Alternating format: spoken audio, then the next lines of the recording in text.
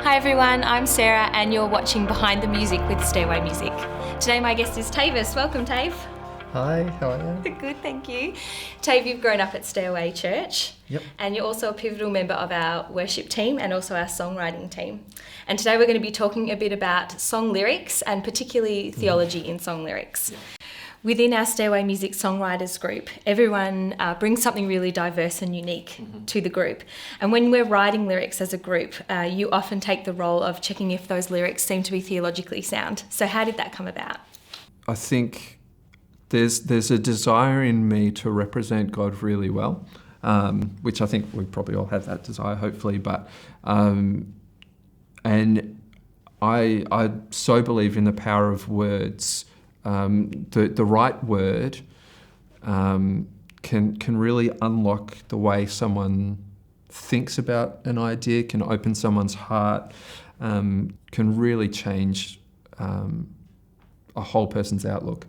And so when it comes to worship and the way we relate to God, having the right word, and sometimes there's not a right word, but there's better words, is really important. And I think especially when you're writing congregationally, when you're writing for a community to use it, using language, sometimes there's ways that I would describe God that are very personal that would not make sense to anyone else. Yeah. And so when I'm songwriting for myself, great, that's awesome.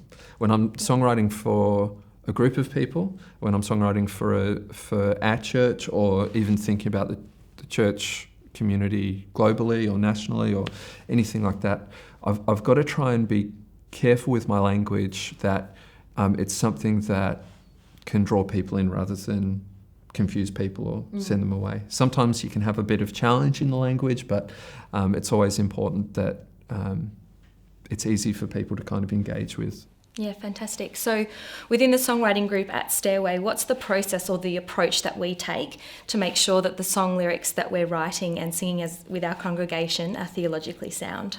Most of the songs, pretty much all of the songs, will go through a collaborative process at some point. So there's more than one set of eyes looking at the lyrics. That's great because it's filtering it through community, which is really important for us.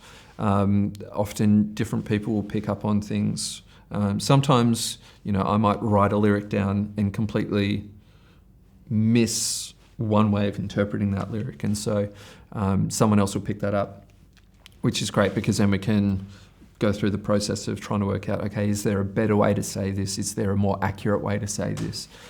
Is there a way to say this which is going to sit better in the context of that verse or whatever it is? Then all our songs, we're writing them really deliberately based on the theology of the house. Yeah. So generally when we're writing, we're looking at what is it that we're actually going after as a church at the moment? What are the things that are being said from the platform constantly? What are the things that we're praying about as a church? What are the things we're going after? And that's also part of our sort of vetting process for lyrics. And then we'll look at, well, where do we want to be as a church in 5 years' time, in 10 years' time? Because we need to be pulling some of that language in.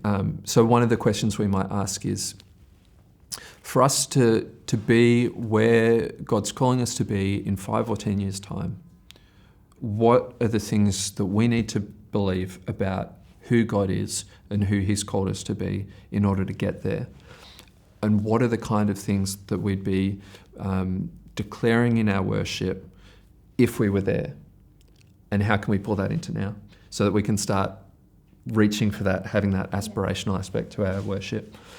So all of that's part of the vetting process. Lyrics will also generally go past some of the leadership of the church and certainly through people like Jared and Anna.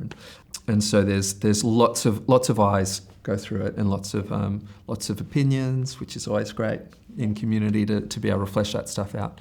But yeah, it's something that we take pretty seriously.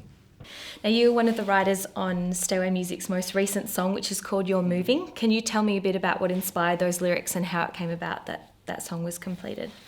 Yeah, so lyrically with a song like that, what we're what we're doing is recognizing God's got a heart for our city. We're recognizing God's got a heart for the broken. We're recognizing God's got a heart to see restoration and reconciliation come.